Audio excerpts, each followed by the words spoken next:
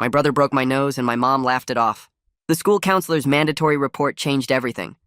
My brother Danny is autistic and 3 years younger than me.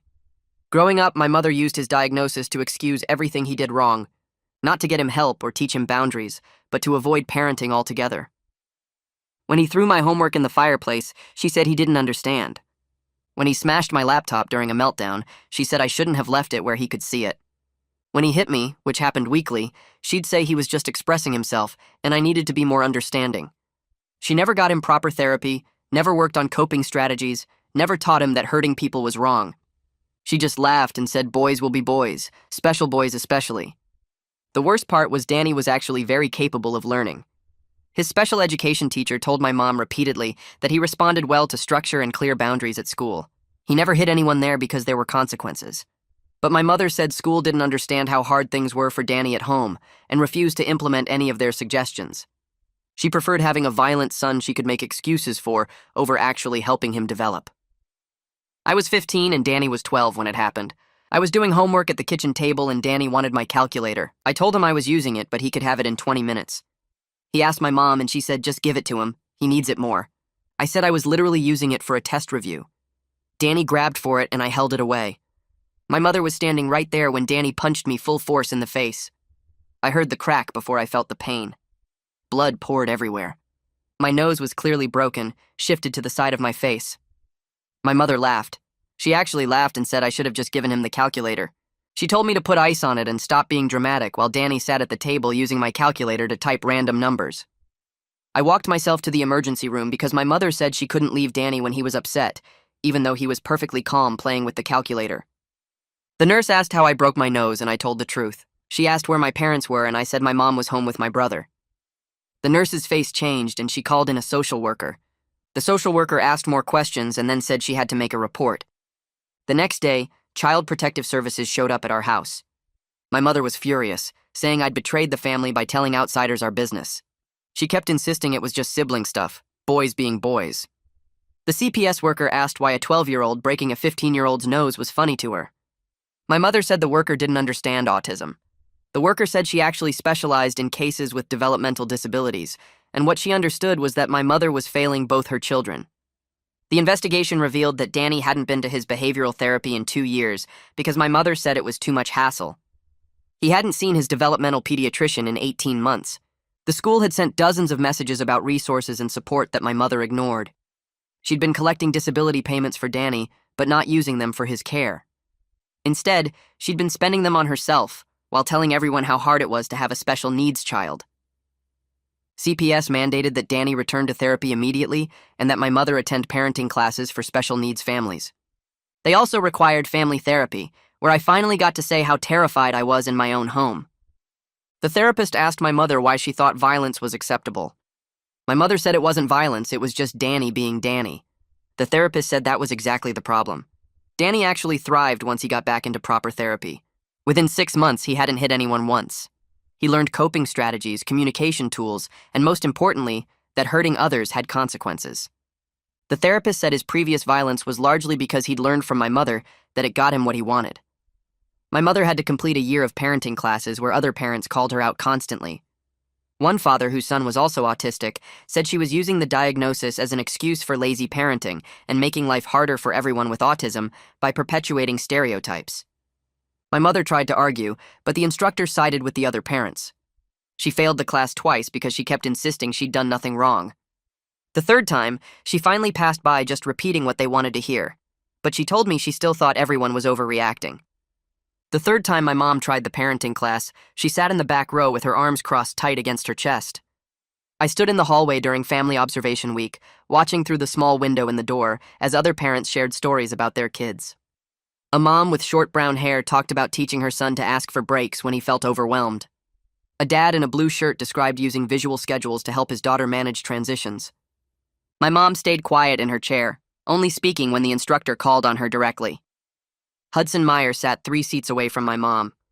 His son was in Danny's grade at the school, also autistic, and I'd seen them at the therapy center a few times. Hudson had been participating all session, asking questions and taking notes. During the group discussion about accountability, he turned in his chair to face my mom directly.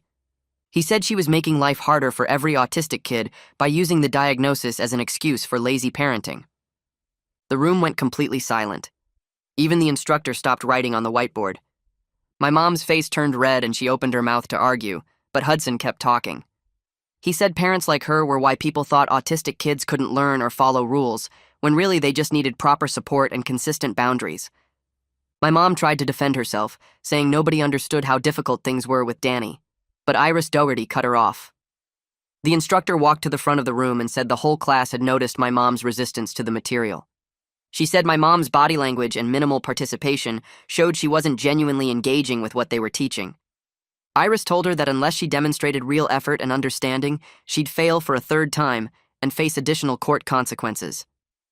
My mom's jaw got tight, and she stared at her lap for the rest of the session. That night, my mom came home and slammed the front door so hard the picture frames on the wall shook. She threw her purse on the couch and started ranting about how everyone ganged up on her. She said nobody understood how hard her life was, raising 2 boys alone, dealing with Danny's needs. She said Hudson had no right to judge her parenting when he didn't know what she'd been through. I stayed in my room with the door closed and texted Graciela, Danny's therapist, to let her know our mom was having a bad night.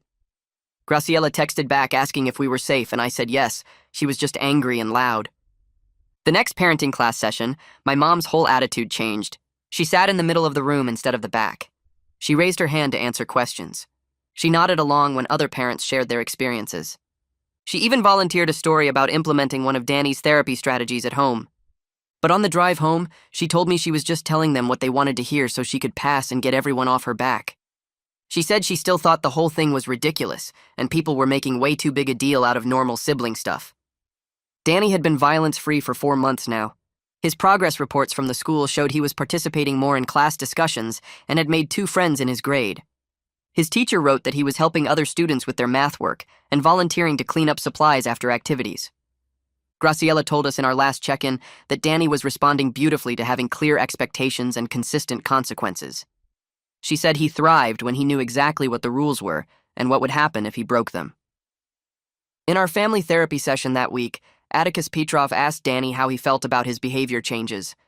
Danny sat forward on the couch and said he liked knowing what the rules were. He said it was easier when things made sense and he didn't have to guess what was okay and what wasn't. He said at the school, everyone knew hitting meant time out and losing recess, so he just didn't hit anyone. Listening to him explain it so simply made me realize how much our mom's chaos had hurt him too. She'd never given him any structure or consequences, so he had no way to learn what was acceptable. Atticus turned to my mom and asked what she'd learned from Danny's progress about the importance of structure and boundaries. My mom gave a perfect textbook answer about consistency and clear expectations being essential for children with autism. She used all the right words from the parenting class materials, but I watched her eyes while she talked and I could see she didn't really believe any of it. She was just repeating what they wanted to hear, the same way she'd admitted in the car. Michelle Bradshaw came to our house the following week for her regular check-in. She interviewed each of us separately in different rooms. When it was my turn, she asked if I felt safe at home now. I told her honestly that I did because Danny had changed so much. I said I wasn't scared of getting hit anymore, and Danny was actually fun to hang out with now that he had better ways to handle frustration. Michelle wrote notes on her clipboard and asked about my mom's attitude toward all the therapy and classes. I hesitated, not wanting to get my mom in more trouble, but Michelle reminded me that honesty was important for keeping our family on track. When Michelle interviewed my mom in the living room, I stayed in my bedroom but could hear my mom's voice through the door. She was complaining about how intrusive all this monitoring was and how she was treated like a criminal for one little incident. Michelle's response came through calm but firm. She reminded my mom this wasn't one incident but years of documented neglect. She listed off the missed therapy appointments, the ignored school communications, the disability money spent on things other than Danny's care. My mom's voice got quieter after that, and I couldn't make out the rest of the conversation. Michelle's report went into the file, and CPS scheduled another visit for the following month. Danny started his social skills group on a Tuesday afternoon at the therapy center. I picked him up from the school and drove him there myself because my mom said she had a headache and couldn't deal with the traffic. The waiting room had other parents sitting with coffee and magazines while their kids were in session. I sat near the window and watched cars pull in and out of the parking lot. After an hour, Danny came out smiling bigger than I'd seen in months. He talked the entire drive home about a kid named Aries who also liked building things with Legos. Danny said Aries showed him pictures on his phone of a huge Star Wars set he was working on at home. They'd exchanged ideas about building techniques, and Aries invited Danny to bring some of his creations next week to show the group. My brother talked so fast his words ran together, and he kept bouncing in his seat. When we got home, he ran straight to his room to find specific Lego sets he wanted to bring next time. My mom was lying on the couch watching TV and barely looked up when Danny tried to tell her about Aries. She just said, "That's nice, honey," and turned the volume up. I made dinner while Danny sorted through his LEGO collection in his room, calling out to me every few minutes about which sets were the coolest. The next week, Graciela called and asked if I wanted to sit in on one of Danny's therapy sessions. She said it would help me understand his coping strategies better so I could support him at home. My mom said she couldn't go because she had errands to run, so I drove Danny to his Thursday appointment. Graciela met us in the lobby and walked us back to her office. The room had soft blue walls and shelves full of fidget toys and games. Danny sat in a beanbag chair while I took the regular chair near the door. Graciela worked with Danny on recognizing his body's warning signs when he started getting upset. She had him practice deep breathing and showed him how to use a stress ball when his hands wanted to hit something.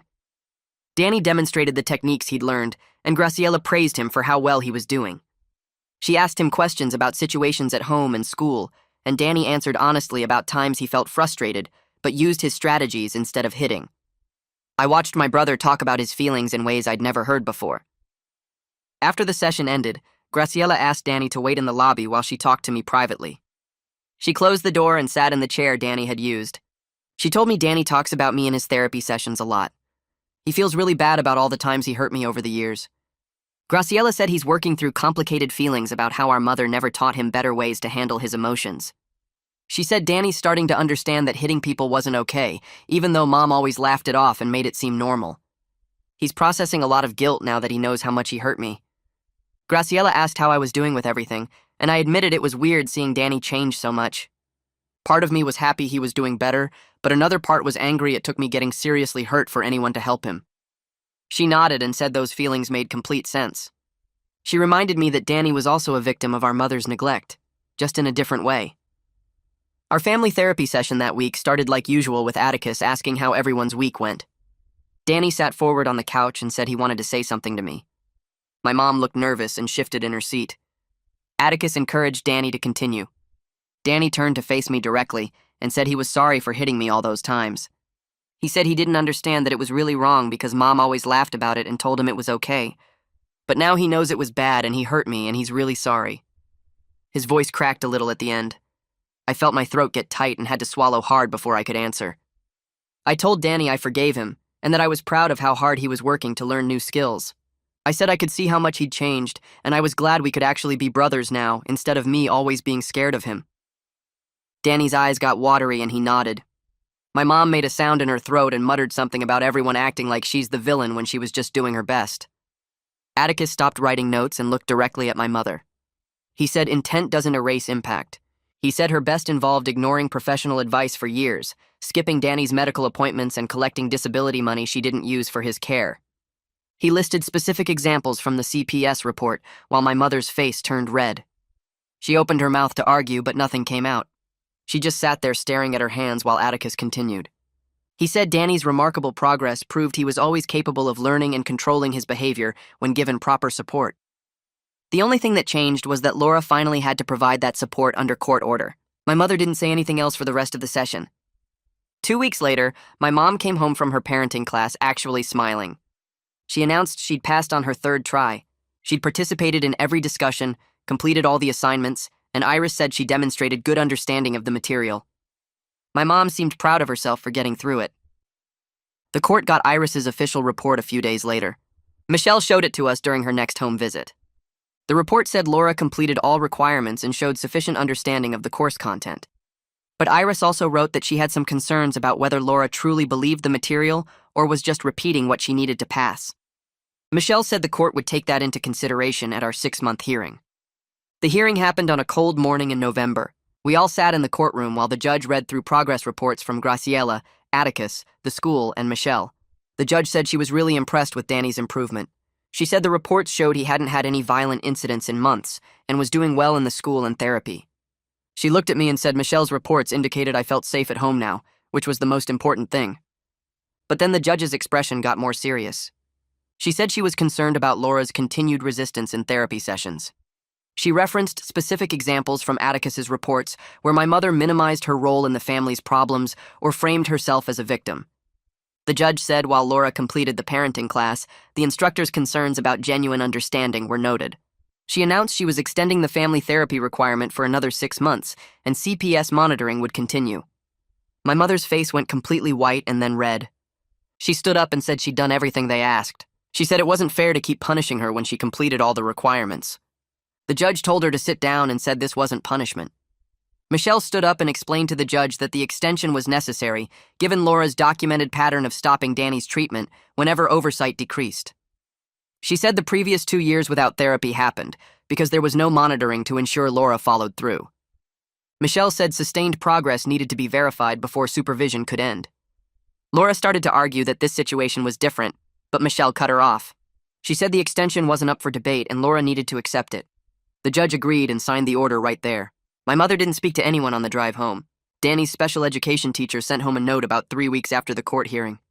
I opened it at the kitchen table while my mother was in the other room watching TV. The teacher wrote that Danny had become one of the most cooperative students in her class, and she was amazed by how much he'd changed in 5 months. She said he was helping other students now and following directions the first time without any problems. I showed the note to Danny, and he smiled really big. He said his therapist Graciela taught him ways to stay calm when things got hard, and it was working really well. I felt proud of him, but also sad thinking about all the years this could have happened if my mother had just done what she was supposed to do. Danny asked if we could play video games together, and I realized I hadn't spent time alone with him in years because I was always scared he'd hit me. I said yes, and we went to my room to set up the console. We played for almost 2 hours, and Danny actually followed all the house rules about taking turns and not getting mad when he lost. When he started feeling frustrated during a hard level, he used one of his breathing techniques and calmed himself down without throwing anything or yelling. It felt weird to just hang out with my brother like a normal person, instead of being constantly ready to protect myself. My mother walked past my room and stopped in the doorway watching us play. She made a comment about how nice it was that everyone was so happy now that she'd been forced to jump through all these hoops. Her voice had this bitter edge to it, like she was the victim in all this. I kept my eyes on the screen and didn't respond, because I wasn't going to let her ruin Danny's progress with her attitude. Danny didn't seem to notice and just kept playing, completely focused on the game. After she walked away, I felt angry that she still couldn't see how much better things were now that Danny had real help. Our next therapy session with Atticus happened on a Thursday afternoon. We all sat in our usual spots in his office with the gray couch and the bookshelf full of psychology books. Atticus looked at me and asked how I was processing everything that had happened over the past 6 months. I told him the truth. I said I was grateful for the intervention and happy that Danny was doing so much better, but I was also really angry that it took me getting seriously hurt for anyone to help us. I said I'd been telling teachers and counselors for years that I was scared at home, and nobody did anything until my nose got broken. Atticus nodded and said my anger was completely reasonable, and I had every right to feel that way. He said it was normal to feel resentful that I had to suffer for so long before the system finally stepped in to protect me.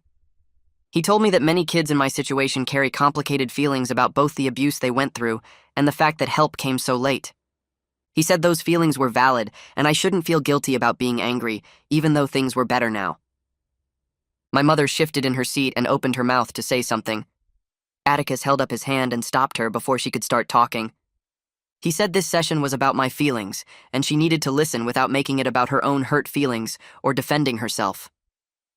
Laura sat back with her arms crossed, and I could see the anger radiating off her. Her jaw was tight, and she stared at the wall instead of looking at either of us. The rest of the session she barely spoke, and when Atticus asked her direct questions, she gave short answers that made it clear she was mad at both of us. The following week, Danny had an appointment with his developmental pediatrician that he hadn't seen in 18 months. My mother had to take time off work to drive him there, and she complained the whole morning about how much time all these appointments took. The doctor spent over an hour with Danny doing assessments and reviewing his progress reports from Graciela. When they came out to the waiting room, the doctor asked to speak with my mother privately. I sat there reading a magazine while they talked in the exam room. When they finally came out, my mother's face was red, and she walked straight to the car without saying anything. Danny told me later that the doctor said she was really impressed with his progress and adjusted his treatment plan to match his new skill level. He said the doctor told our mother this was what proper intervention looked like, and she wished it hadn't taken a CPS case to make it happen. My mother didn't talk to either of us on the drive home and went straight to her room when we got back to the house. A few days later, an official letter came from the school district. My mother opened it at the kitchen counter, and I watched her face change as she read it. The letter said the school district was acknowledging their repeated attempts over the past 2 years to communicate with her about resources and support for Danny that she had ignored. It listed specific dates and types of communication, including emails, phone calls, and letters sent home. The letter said they were now working directly with Graciela to make sure Danny's IEP properly reflected his current needs and abilities. My mother threw the letter on the counter and said the school was just covering themselves legally. She said they were making her look like a bad parent when really they just wanted to blame someone for not helping Danny sooner. I picked up the letter after she left the room and read through all the dates. There were dozens of attempts to reach her going back almost 3 years. Every single one of them was ignored or dismissed. Michelle came for her monthly home visit on a Tuesday morning. She spent time with each of us separately like she always did. When she talked to me, I told her things were going well, and I felt safe at home now. She asked about Danny's progress, and I showed her the note from his teacher. Michelle smiled and said she was glad to hear he was doing so well. Then she went to talk to my mother in the living room, while Danny and I stayed in the kitchen. I couldn't hear everything they said, but I heard Michelle's voice stay calm and professional the whole time. After Michelle left, I found the report she'd written sitting on the printer where my mother had left it. The report said Laura had been consistently taking Danny to therapy and using the behavioral strategies at home. But Michelle also wrote that Laura still talked about everything like she was forced to comply instead of helping her son. She noted that my mother described the court requirements as punishment rather than necessary intervention. That weekend, I was in my room doing homework when I heard my mother on the phone in the hallway. She was talking to a friend, and her voice carried through my closed door. She said everyone was treating her like an abusive parent when all she did was struggle with a difficult child. She said people acted like she deliberately hurt her kids when she was just overwhelmed and doing her best with a special needs son. She talked about how unfair the whole system was and how nobody understood what it was like to be in her position. I sat there listening and felt my stomach turn. After everything that happened, all the therapy and classes and court hearings, she still saw herself as the victim. She still didn't get that she chose not to help Danny for years, even when help was available, and people were begging her to use it. I put my headphones on and turned my music up loud so I wouldn't have to hear any more of her conversation. Our next family session happened on a Thursday afternoon. Atticus sat across from my mother with a folder in his lap and told her he wanted to talk about something specific. He said he'd been hearing her describe herself as a victim of an unfair system, and he thought it was time to address that directly. My mother shifted in her seat and crossed her arms. Atticus opened the folder and pulled out papers. He walked through examples one by one. The behavioral therapy clinic that was 15 minutes from our house and fully covered by Danny's insurance. The developmental pediatrician appointment she canceled repeatedly. The school emails offering free resources and support groups. The disability payments she received every month that were meant for Danny's care. He laid each piece of paper on the coffee table between them. My mother's face got red, but she stayed quiet. Atticus asked her to explain how these were examples of the system failing her rather than her failing to use available help. She didn't answer right away. My mother finally said the therapy place was too far and too expensive. Atticus picked up one of the papers and showed it to her. He said the clinic was 14.6 miles from our house according to the address on file. He showed her another paper with insurance records proving every session would have cost her $0 out of pocket. He asked her directly what her explanation was now. My mother stared at the papers on the table. She opened her mouth like she was going to say something, but nothing came out. She just sat there looking at the floor while Atticus waited. The silence stretched out for what felt like forever. Danny fidgeted next to me on the couch. I could hear the clock on the wall ticking. My mother never answered the question. A few days later, my mother got a phone call from Hudson Meyer. I was in the kitchen when she answered, and I heard her side of the conversation. She was polite and said yes a lot and told him that was very kind of him. When she hung up, she seemed annoyed. I asked who it was, and she said it was that father from her parenting class. Hudson had called to check on how our family was doing. He told my mother his son was doing really well with proper therapy and support. He offered to connect her with other parents of autistic kids who could help her actually understand what Danny needed, instead of just going through the motions to satisfy the court. He said he knew some really good people who'd been through similar situations and come out the other side as better parents. My mother told me later that afternoon she wasn't interested in Hudson's offer. She said she didn't need other parents judging her choices and telling her what to do. She said everyone acted like they knew better than her about her own son. I sat there listening to her, and something clicked in my head. She still saw herself as the victim. She still thought she was persecuted by people who didn't understand. She didn't see herself as someone who failed her kids for years and got caught. She saw herself as someone being unfairly criticized and forced to comply with unreasonable demands. Nothing had actually changed in how she viewed the situation. She was just doing what she had to do to get people off her back. Danny's 13th birthday came in early October. For the first time ever, we planned a real party with friends coming over. My mother bought decorations and a cake. Danny invited 3 kids from the school, including Aries from his social skills group. I helped set up the living room with streamers and balloons. The whole time I kept waiting for something to go wrong.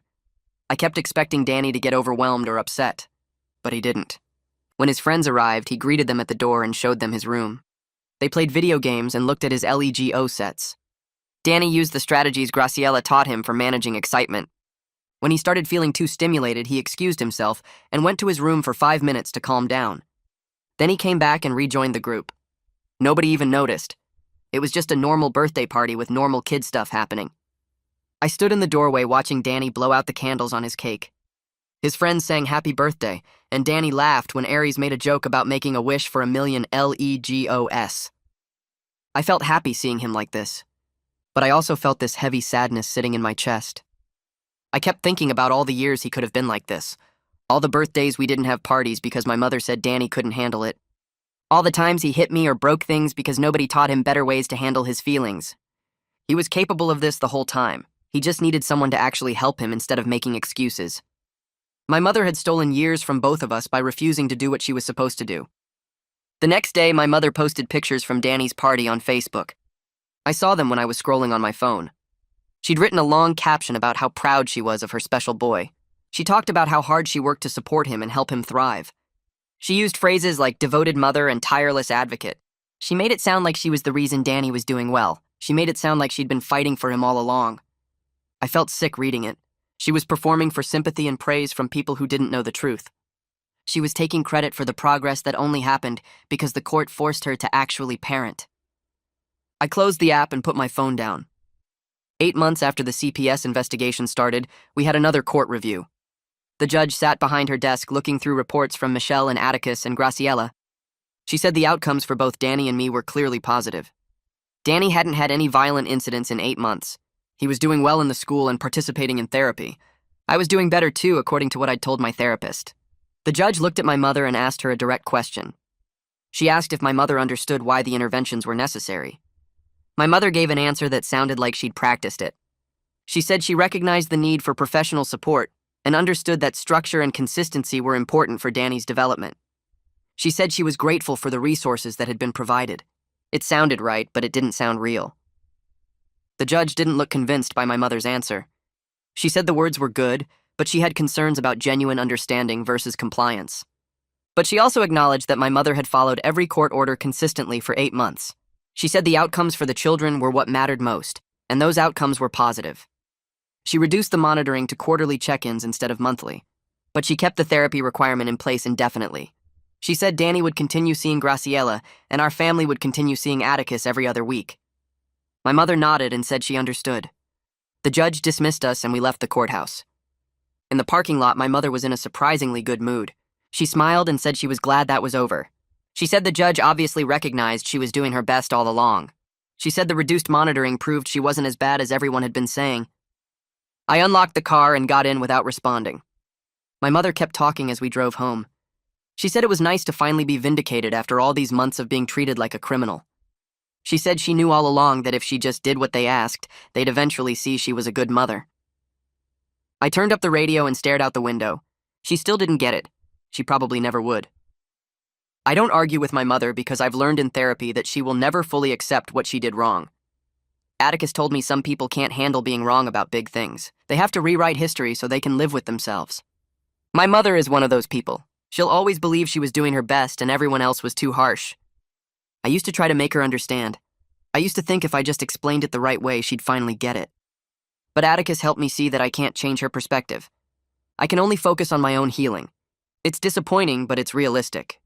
Some people don't change no matter what happens. Danny keeps making progress at therapy. 9 months after he started going regularly, he's doing things I never thought possible. Graciela calls me into a session one afternoon to show me something. She takes me to the group room where Danny is sitting with 3 other kids around his age. One of them is new to the program. The kid looks scared and keeps his arms crossed tight. Danny is talking to him in this calm, patient voice. He's explaining how the feelings chart works and showing the kid the different coping strategies they learn. The new kid asks if therapy actually helps. Danny tells him it changed everything for him. He says he used to hit people when he got upset, but now he knows better ways to handle big feelings. Graciela pulls me aside after and says Danny has natural empathy and leadership skills that were hidden under years of bad management. She says when kids have proper boundaries and support, their real personality can finally show through. Watching Danny help that scared kid made me realize how much he's grown. The violence wasn't who he really was. It was just what he learned when nobody taught him anything else. I start thinking about college more seriously. I'm 16 now and only have 2 more years before I graduate.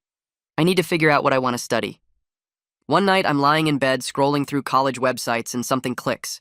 I want to study something related to child welfare or special education advocacy. Living through this nightmare showed me how many kids fall through cracks when parents don't follow through with help. How many kids like Danny never get the therapy they need because their parents make excuses? How many kids like me get hurt over and over because nobody notices or nobody wants to get involved? The emergency room nurse noticed. The social worker made the report. Michelle investigated. Atticus helped us talk to each other. Graciela taught Danny new skills. All these people stepped in and changed our lives. I want to be one of those people for other families. I want to help kids who are stuck like we were. I mentioned my college plans at dinner one night. I tell my mother I'm thinking about social work or special education. Her face changes immediately. She puts down her fork and stares at me. She says I'm going to go tell everyone she was a terrible mother and ruin her reputation. She says I'm going to use what happened to make her look bad to strangers. I feel my chest get tight, but I keep my voice calm. I tell her I'm going to help other kids, not talk about her. I say there are families out there struggling right now who need support and resources. She doesn't listen. She just keeps talking about how I'm going to embarrass her and make people think she abused us. Danny looks uncomfortable and excuses himself from the table. I finish eating in silence while my mother rants about how ungrateful I am after everything she's done for us. The next week in therapy, I tell Atticus about the college conversation. I tell him I'm worried about leaving for school while Danny is still young. I'm worried about what happens if my mother stops taking him to therapy once there's less oversight from CPS. I'm worried she'll go back to making excuses and letting him slide. Atticus listens and then asks me a question. He asks if I plan to sacrifice my future to parent my brother. I don't know what to say. He tells me I've already done more than any teenager should have to do. I spoke up when I got hurt. I participated in therapy. I supported Danny's progress. But I can't put my life on hold to make sure my mother does her job. He says Danny has his own support system now. He has Graciela and his teachers and the monitoring from CPS. He says it makes sense, but it's hard to accept. I've spent so many years being scared and watching out for danger. It's hard to just let go and trust other people to handle it. We have a family session 2 weeks later. Atticus asks Danny how he feels about me going to college eventually. I expect Danny to say he'll miss me or ask me not to go. Instead, he surprises me completely. He says he wants me to go to college. He says he'll keep going to therapy because he likes who he is now. He looks right at me and says he doesn't want to go back to being the kid who hurt people. He says therapy taught him how to be someone he actually likes. Hearing him say that makes my throat tight. I never thought Danny understood how bad things were before. I never thought he'd remember or care. But he does understand. He knows he was hurting me and he knows things are better now. He wants to keep the progress he's made. That means more to me than anything my mother could say. Michelle does her quarterly check-in 3 months after the monitoring got reduced. She interviews each of us separately and checks Danny's therapy attendance records. She looks through the school reports and talks to Graciela on the phone. Then she writes up her report for the court. She tells us the family situation remains stable. Danny is continuing therapy and hasn't had any violent incidents in 10 months. The children are safe and doing well. But she notes ongoing concerns about my mother's attitude. She writes that my mother still shows resistance to accepting full responsibility for the neglect. She writes that my mother complies with requirements, but frames herself as a victim of an unfair system. The judge reads the report and decides to keep the quarterly monitoring in place. My mother is annoyed, but she doesn't argue. She knows arguing will just make things worse. Danny's special education teacher sends home his progress report in May. I read it at the kitchen table while my mother makes dinner. The report shows Danny is now performing at grade level in most subjects. His reading comprehension improved 2 full levels this year. His math scores are above average. His behavior ratings are excellent. The teacher wrote a note at the bottom saying Danny has been nominated for a student leadership role next year. She wrote that proper support made all the difference for him. She wrote that she's proud of how far he's come. I show the report to Danny and he grins. He's proud of himself. He should be proud. He worked hard to get here. My mother reads the report and her reaction makes me want to scream. She says this proves she was right all along to protect Danny from people who didn't understand him. She says if she'd listened to everyone criticizing her parenting, Danny wouldn't be doing this well. She completely misses that his success came from the very interventions she fought against. She completely misses that he's thriving because of therapy and structure and boundaries, all the things she refused to provide. I've stopped trying to correct her version of history. She's going to believe what she wants to believe. Nothing I say will change that. The acceptance letter from the state university arrives in June. I open it at the mailbox and my hands shake reading the words. I got in. They're offering me a scholarship that covers most of the tuition. The social work program accepted me. I'm actually going to college. I run inside to tell Danny. He's in his room building something with Legos. I show him the letter and he jumps up and hugs me. He asks if he can visit my dorm when I move in. He asks if I'll come home on weekends. He's genuinely excited for me.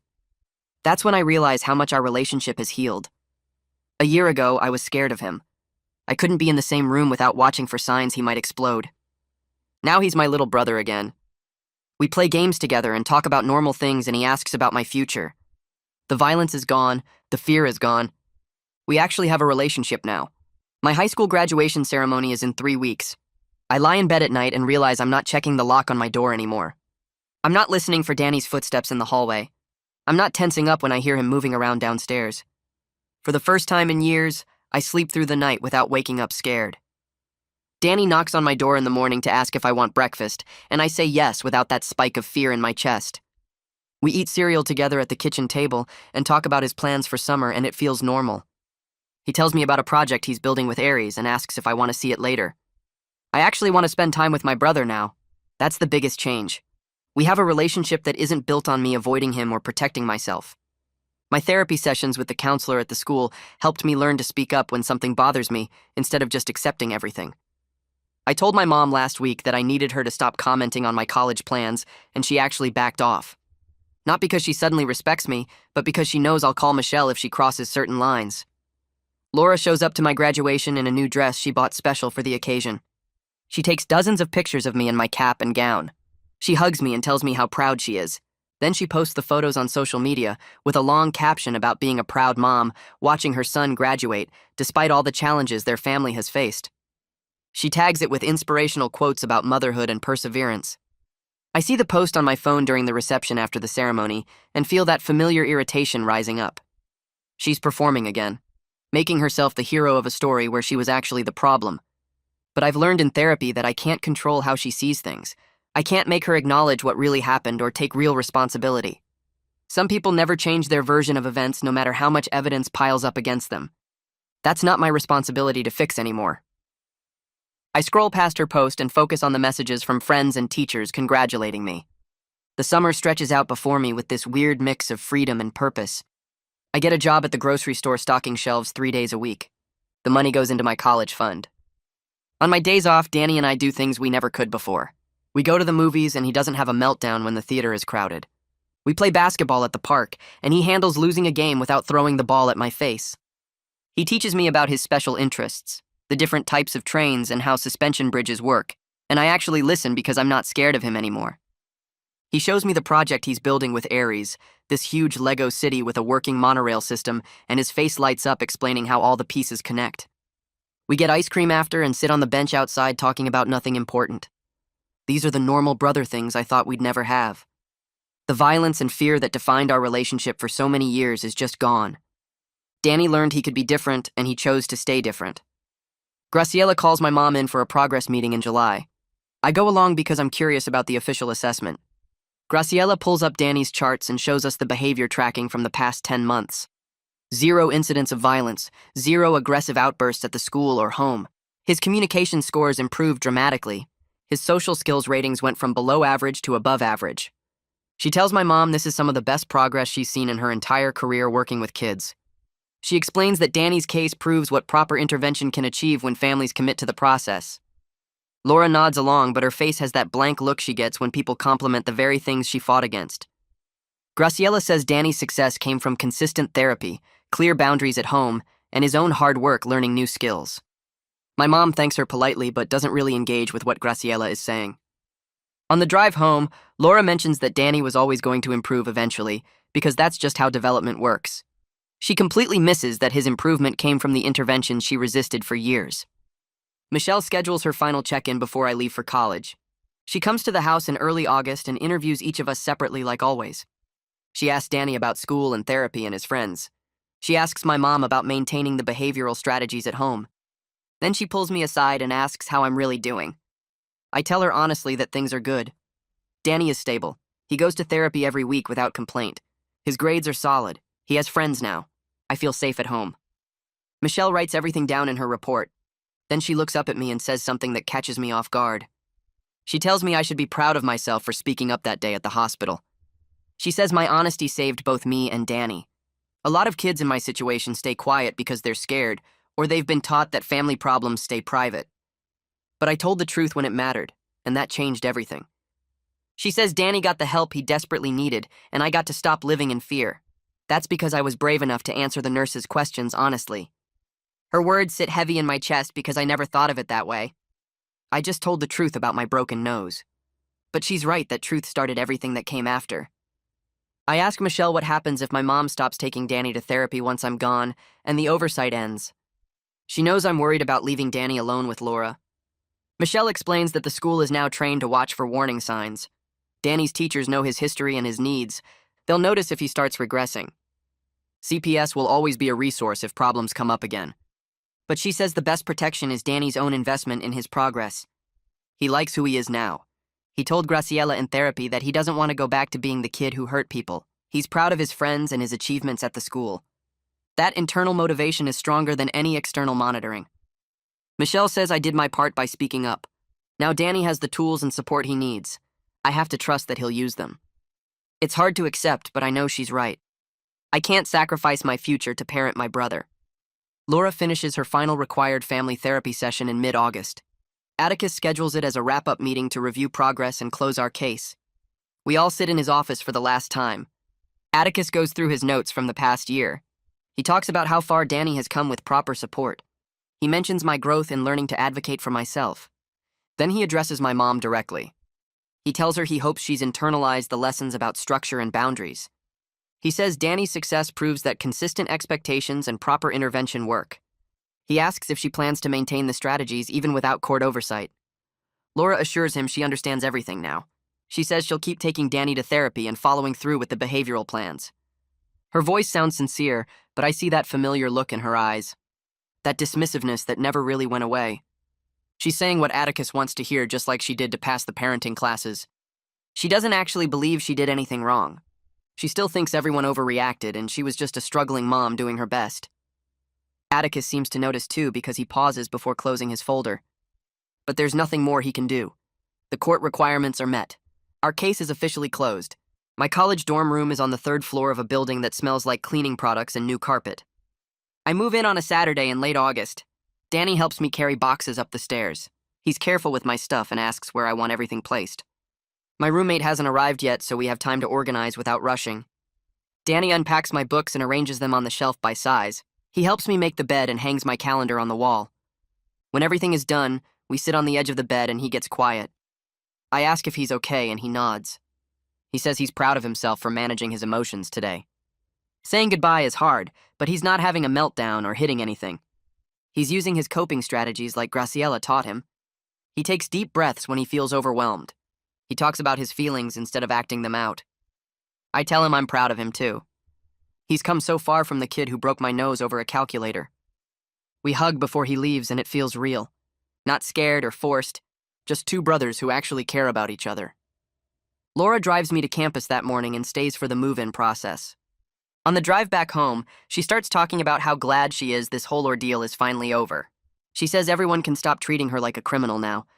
She mentions how exhausting it's been having people monitor her parenting and question her decisions. She talks about finally getting her life back to normal without social workers and therapists breathing down her neck. I sit in the passenger seat listening to her rewrite history in real time. She sees herself as the victim in this story. The struggling mother who was unfairly targeted by an overzealous system. She'll probably always see it that way no matter how much evidence exists that she neglected both her kids. But that's her problem now, not mine. I'm moving forward with my life. I got the help I needed. Danny got the help he needed. What my mom chooses to believe about her role in all of it doesn't change those facts. My first semester of college hits different from I expected. The social work classes feel personal in a way other subjects never did. I'm learning about child welfare systems and mandatory reporting and family intervention models. I'm studying the exact processes that saved me and Danny. I volunteer with a campus organization that supports kids in foster care. We run tutoring programs and social events and mentorship opportunities. Helping these kids who've been through the system gives me purpose. It helps me process my own experience by turning it into something useful. One of the kids I tutor is 12 and reminds me of Danny before therapy. He's angry and reactive and doesn't trust adults. I work with him on homework but also on communication skills, teaching him what I learned from watching Danny's transformation. The work is hard, but it feels right. Like I'm taking everything that happened to me and using it to help others who are stuck in similar situations. My past doesn't have to just be trauma. It can be the foundation for helping other kids get the intervention they need before things get as bad as they did in my family. Every Tuesday night, my laptop sits open on my dorm desk with Danny's face filling the screen. He tells me about his math test where he got a B+ and how Aries came over to build Legos last weekend. He talks about his therapy session with Graciela, where they worked on managing frustration when group projects don't go his way. His voice is calm and happy, nothing like the angry kid who used to punch walls and break things. He asks about my classes and actually listens to my answers instead of interrupting or melting down. These video calls prove that his progress is real, not just good behavior while people were watching. He's genuinely different now because he learned the skills he needed instead of just getting excuses. When we hang up each week, I feel this relief knowing he's okay and staying that way. Thanksgiving break arrives in November, and I drive home wondering what I'll find. The house looks the same from outside, but everything feels different when I walk through the door. Danny hugs me without any awkwardness and shows me the new Lego set he's building. We spend the afternoon working on it together while he tells me about his friends at the school. Laura makes dinner and keeps making these comments about how well Danny is doing and how maybe all this therapy is overkill now. She says he's been good for months, so probably he doesn't need to go every week anymore. She mentions how expensive it is even though his insurance covers it completely. Danny looks uncomfortable when she talks like this but doesn't say anything. After dinner, I go to my room and call Michelle even though it's late. I tell her about Laura's comments and ask if she can stop Danny's therapy now that the court monitoring ended. Michelle listens quietly while I explain my concerns about Laura sliding back into old patterns once nobody is checking on her anymore. Michelle's voice stays calm when she reminds me that Danny is 13 now and actually wants to keep going to therapy. He tells Graciela things he doesn't tell anyone else and uses the coping strategies because they make his life better. The school watches him carefully and knows what warning signs to look for if things start going wrong again. She says I did what I needed to do by speaking up when I was 15 and getting help for both of us. Now Danny has tools now and people watching out for him. I can't control what Laura does, but I also can't spend my life being his parent when I'm supposed to be his brother. Her words make sense, even though letting go feels scary after years of being the only one protecting him. Sunday afternoon comes too fast, and I pack my stuff to head back to campus. Danny helps me carry bags to my car and hugs me goodbye without any meltdown or hitting. Laura waves from the porch, looking relieved that the holiday is over. I drive back thinking about how our family will never be normal or perfect. Laura will probably always believe she did nothing wrong, and everyone overreacted to one incident. She'll never fully understand that she failed us for years by choosing laziness over actually parenting. But Danny and I both got help, even though it took me getting seriously hurt to make anyone pay attention. The system finally worked for us after failing us for so long. Danny's whole transformation proves he was never the problem, just a kid who needed proper support and boundaries instead of excuses. I'm studying social work now and volunteering with kids in foster care, turning my terrible experience into something useful. Helping other kids get intervention before things get as bad as they did in my family gives me purpose. Every tutoring session and every time I advocate for a kid who needs help feels like taking all that pain and making it count for something. That feels like the best possible outcome from a really terrible situation, using what I survived to help others survive too.